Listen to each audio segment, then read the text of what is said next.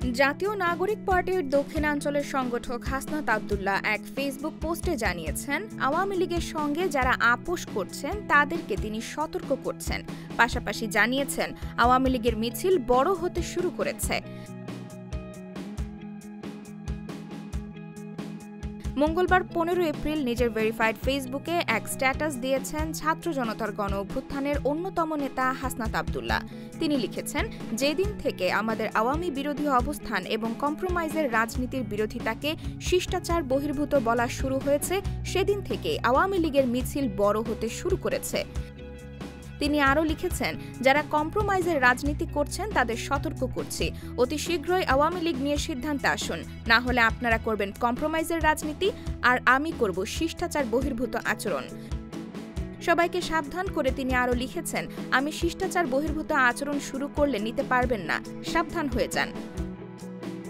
উল্লেখ্য, মঙ্গলবার 15 এপ্রিল রামপুরা বাড্ডা এলাকায় মিছিল করেছে আওয়ামী লীগ ও নিষিদ্ধ ঘোষিত সংগঠন ছাত্রলীগের নেতাকর্মীরা। সেখানে বেশ মানুষের সমাগম দেখা গেছে।